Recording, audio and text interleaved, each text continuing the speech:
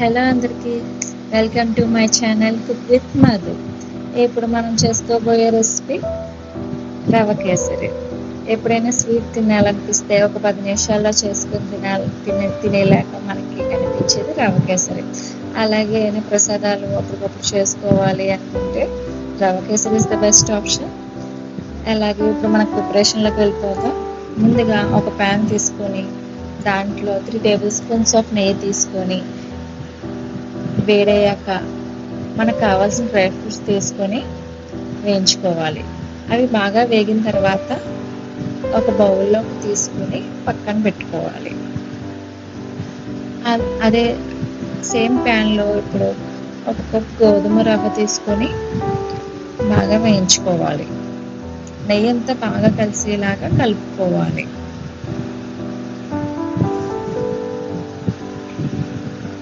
మనకి ఉండలు లేకుండా నీట్గా కలుపుకుంటే బాగా కలుస్తుంది నెయ్యి. అలాగే ఇప్పుడు మనకి రవ్వలోకి కావాల్సిన వాటర్ తీసుకుందాం. ముందు ఒక గిన్నె తీసుకొని ఆ గిన్నెలో ఒక కప్పు రవ్వకి 3 కప్పులు వాటర్ తీసుకోవాలి. తీసుకుని బాగా మరగనివ్వాలి.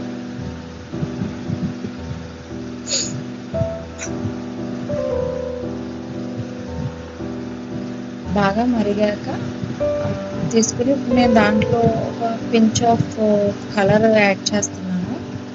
కలర్ అనేది ఆప్షనల్. నేనైతే ఒక పించ్ తీసుకుని యాడ్ చేశాను. కలర్ వేసుకున్నాక బాగా మరగనివ్వాలి. ఇప్పుడు మనం రవ్వ వేగిందో లేదో చూసుకుందాం. ఇలాగా ఓకే అండి, రవ్వ కూడా బాగా వేగింది. రవ్వ కలుపుకుంటూ ఉండాలి, లేదంటే మాడిపోతుంది. రవ్వ వేగింది అనుకున్నాక ఇందాక మరగబెట్టుకున్న వాటర్ ఉన్నాయి కదా, ఆ వాటర్ తీసుకొని కొంచెం కొంచెంగా పోసుకోవాలి. ఒకేసారి పోసేస్తే పొంగిపోయే అవకాశం ఉంటుంది. సో నెమ్మదిగా కొంచెం కొంచెం వేసుకుంటూ జాగ్రత్తగా కలుపుకోవాలి. అలాగే అలా కొంచెం కొంచెం వేసుకొని కలుపుకోవడం వల్ల మనకి ఉండలు అనేది కట్టకుండా ఉంటాయి. మనం ఎంత బాగా కలుపుకుంటే అంత ఉండలు లేకుండా ఉంటుంది. లేదు వేసేసి వదిలేస్తే మనకి కంపల్సరీ ఉండలు అనేది కట్టేస్తుంది. సో ఉండలు లేకుండా జాగ్రత్తగా కలుపుకుంటూ ఉండాలి. కొన్ని ఉన్నాయని కంగారు పడకండి, బాగా కలిపిపోయి అది కరిగిపోతాయి.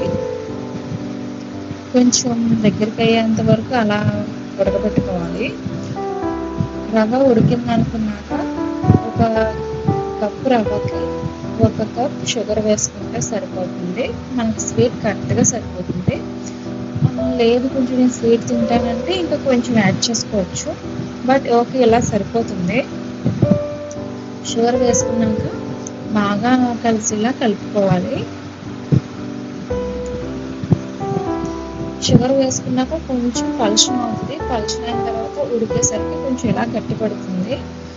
ఇలా గట్టిపడిన తర్వాత 3 టేబుల్ స్పూన్స్ ఆఫ్ నెయ్యి వేసుకోండి.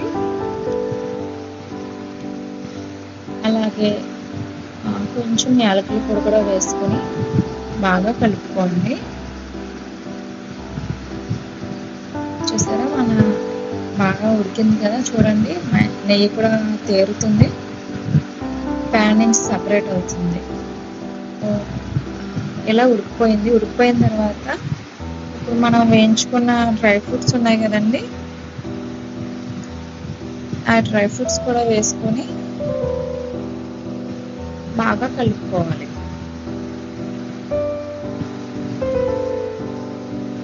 అంతే అండి, ఎంతో సింపుల్గా చేసుకునే రవ కేసరి రెడీ. ఇలా బాగా కలుపుకున్నాక ఒక బౌల్లోకి తీసుకొని సర్వ్ చేసుకుందాం. అప్పుడు బౌల్లోకి తీసుకుని ఫ్లిప్ చేసుకున్న ప్లేట్లోకి తీసుకున్నా. అలాగే ఇందాక వేయించినప్పుడు కొన్ని డ్రై ఫ్రూట్స్ పక్కన పెట్టాను, అవి గార్నిష్ చేసుకున్నాం. ఓకే, ఎంతో సింపుల్గా స్మూత్గా కరిగిపోయే రవ కేసరి రెడీ. పిల్లలు కూడా చాలా ఇష్టంగా తింటారండి. ఇలాగా ఇంకా మరిన్ని రెసిపీస్ కావాలంటే నా ఛానల్ సబ్స్క్రైబ్ చేసుకోండి. Thank you.